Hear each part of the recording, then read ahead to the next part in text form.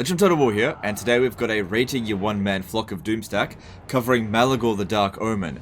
So Malagor now being one of the best spellcasters in the game, does he make a good 1-man Doom stack?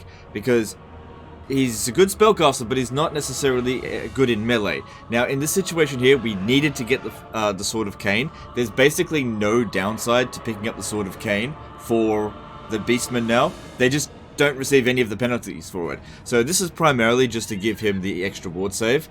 He's got an Armor of Destiny, he's got Talisman of Preservation, Channeling Staff, and the other's Trickster's Shard. So this one here is primarily because he does constant magic damage, and anyone around him will just basically take even more damage from it. And if we have a look at his resistances, I've got him up to 57% ward save. I believe that's the highest I could possibly get them. We've got 25% physical resistance, which is again the highest I could get it. I couldn't see any other way of getting it any higher. I do have Wurzag's trait on him. And we got 55% missile resistance and 30% magic resistance. I wasn't able to hunt down Azag before he got wiped out. He didn't get confederated into Grimgor's Ardboys. And all the other magic resistance dudes, I think we did get Heinrich Kemmler, but everybody else got killed. But I've got a solution for that. For one thing, we're not really going up against much magic damage. But if we were, we've got options here. So if we're going up against a lot of physical resistance, I use this banner on him, which will provide physical resistance. If we're going up against lots of magic weapons, I'd use the Lichbone Pennant, which would bring him up to the cap for magic resistance. Anyway, we're going up against two armies of Dark Elves here, and this took ages to get them to a position where I could find two armies together. So what I had to do is besiege one of the gate. But the thing is, if you just besiege the gate with Malagor by himself, they keep sallying out with the garrison thinking they can win, and even in auto resolve you destroy them. So I had to wait until this army was right there, then besiege it, and then allow them to attack it. So they just consistently underestimate Malagor here. Anyway, let's jump into the battle and see if we can win, because auto resolve says we won't. Let's see how it goes. So the thing about Malagor, he's got so many strengths in his corner at the moment, because he's small, he's super fast, he flies, you can just keep casting consistently. I've also managed to capture Lothan and put a Great Herdstone there, so our spell cooldown is like only a couple of seconds for each spell. So I can basically just cast consistently. Yeah, look, 11 seconds for Flock of Doom there.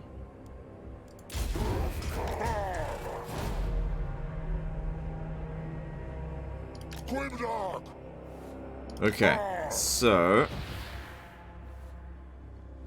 I just gotta, okay, they've got a Ring of Hotek, so don't be overcasting, that's fine. Okay, I'll let them get set up. It is a choke point battle.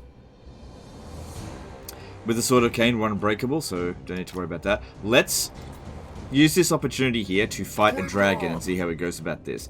Because Malagor's obviously not supposed to go into melee. Can he, with the Sword of Cain, and all of the traits and bonuses I've given him, he's beaten Throt, he's got the Blood Gore Trench, or whatever it's called, Blood Drenched. Or was it Gore Drenched? Whatever. The extra 20% hit points one. Can he now take on a dragon? Dodge that one at pretty much point blank range.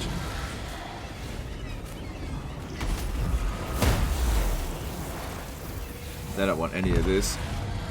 Yep. That's a lot of damage per shot. We could also use Enfeebling Foe. Yeah, that dragon doesn't want anything of what we got going on here. Alright, what about their lord over there? That's good, alright.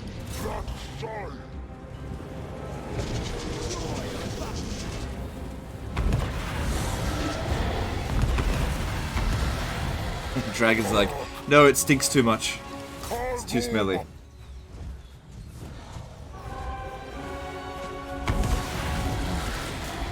Come on, dragons. Dogpile me. Dogpile me. They breath attack each other. Come on. Come on. Should pop this down now so that it can start regenerating.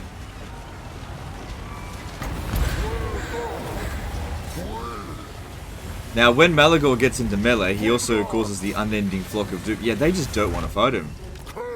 Now, it's pretty obvious that if we just focus on the infantry, we'll easily get the army losses, which is why I want to focus on the dragons first. I want to see if he can actually manage to fight the dragon. So far, they just don't want to fight him. It's so weird seeing a dragon run away from a crow. They don't want to fight him. I got too much weapon strength.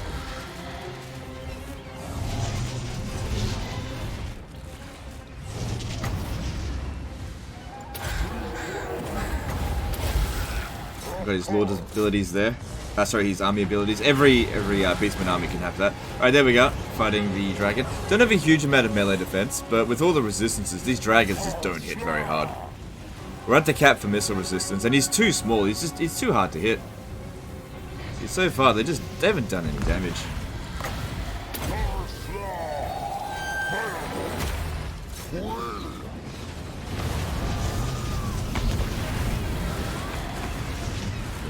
Took a full breath attack in the face there. Still wasn't worth very much. This is of course on Legendary Campaign, very hard battle difficulty.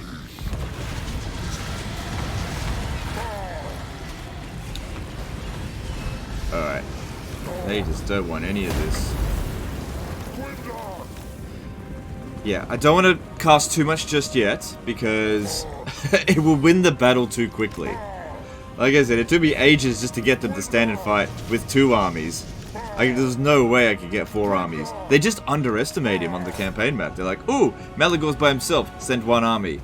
And then they just insta-die.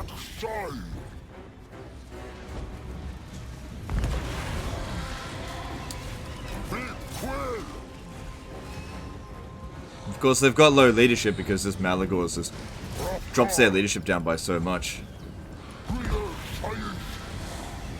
So yeah, his animation's not really great for running down dragons, just because he has to stop for a bit before fighting. I mean, ideally you really wouldn't want Malagor trying to hunt down these units. Yeah, just suck that up, can't do anything about it. And while we're in melee above them, they're all getting hit with the unending flock of doom. I got it, you know what, fuck it. You know what? I tried to play fair. You don't want any of it. Fine. Have some of this then.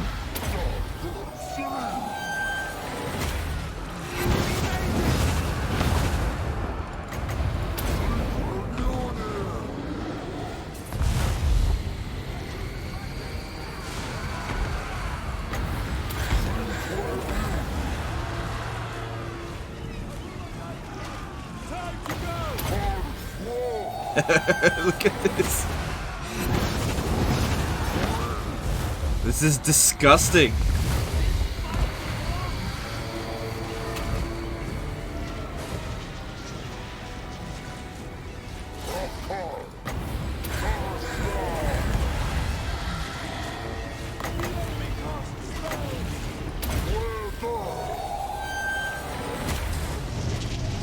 Master their anti-large, kind of lost on us here.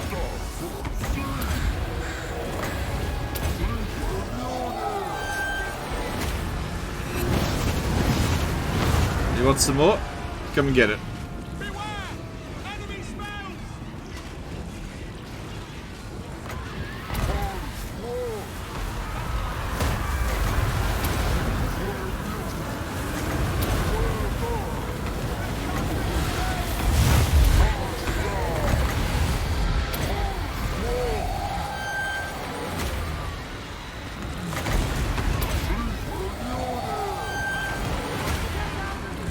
Must keep disrupting me. God, this.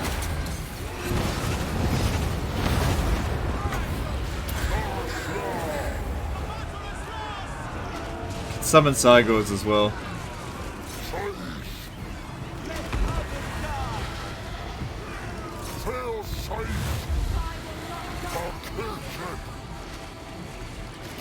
We still got 212 Winds of Magic remaining. I do have quite a lot of knowledgeable lords. Heroes though. You want to fight me now? Silly dragon?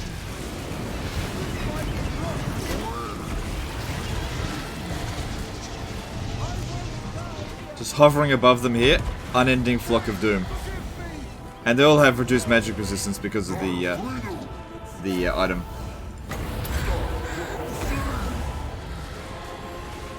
And he has Isabella's trait. Managed to keep the Von Karstens alive.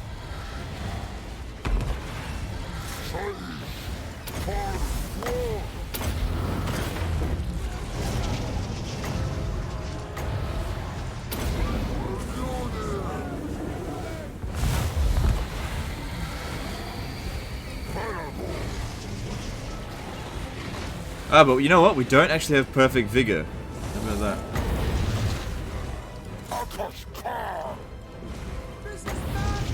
And there's the army losses.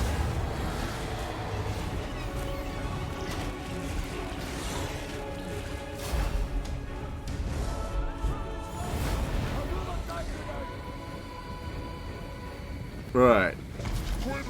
Malagor is just able to dish out so much damage so quickly. We certainly did take a lot of damage, but given enough time, we can regenerate quite quickly. And, like, the best way to have done that battle was not actually to just fly straight in like we did there, but to just hover over them and just keep casting spells. It was really, like, it's 2 winds of magic. Like, we could have cast 400 of these. And because we've got Greater Arcane Conduit, Unholy Power, we've got Wild Hearts, and Life Leeching, it just, you can keep casting this constantly. And even with, like, 11-second cooldown, it's not gonna... I can just keep casting it. Even when we're down to like 50 winds of magic. This one here is only 6 winds of magic, so just cast. They can't do anything about it. The dragons, they just didn't want any of what we had. I was trying to duel them and they were not interested. Yeah, okay. Well, we're done here. So I'll go through and show you all the stuff that I've done to make Malagor this powerful. And then, by this point now, actually, you guys will be able to play the new Beastman update. Well, within the next few hours.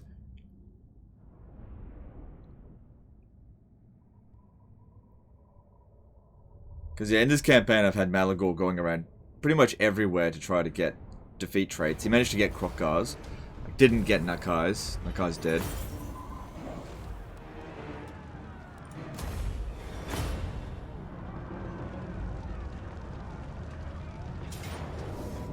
Yeah, see, they underestimate him constantly. Now the gate wants to sally out. They already lost, and oh, jeez.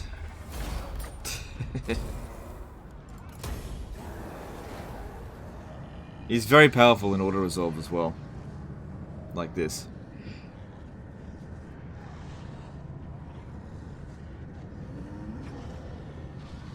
So yeah, it's really good because, like, there's no downside to picking up the Sword of Cain as the Beastman.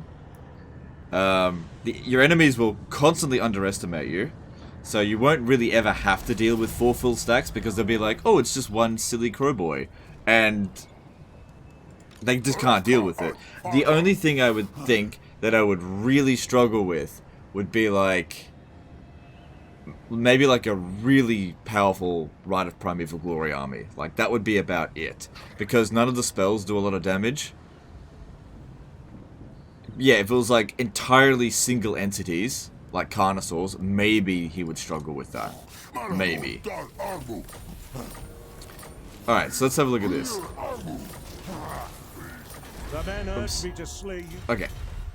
So yeah, if you pick up the Sword of Cain as the Beastman, because you don't suffer upkeep costs, right? The Sword of Cain dominating, plus 10% upkeep cost for all units. Everything's still free, so that doesn't mean anything. You don't have public order, so that doesn't mean anything. Diplomatic relations minus 40 with all factions. Man, everybody hates you as the Beastman anyway. And the funny thing is, the Beastmen don't actually get great power penalty. I got a lot of Herdstones in this campaign, right? And if I go to them, for example, and you see, there's a version, and then there's even more aversion, but there's no great power penalty. So the minus 40 that we get from this is not that big of a deal compared to what other factions would normally have anyway, just by playing the campaign. Even with all this territory, just no great power penalty. So literally no downside to this. And like I said, you can't do any diplomacy with most of these races anyway, so why bother? Okay, let's have a look at Malagor. So, in terms of traits, let's see here. Yeah, we got Lich Killer. I got Gore Drenched. I definitely got some traits that I probably didn't need. We got... I know we got, yeah, there it is. Krokgar, Great Green Killer. Slayer King Slayer, that's a good one. Regen, Deep Cleaner. So, yeah. Oh, yeah, we've also got this Mutant here, which reduced the enemy leadership by even further. Cool. And then, that ability there, just so good.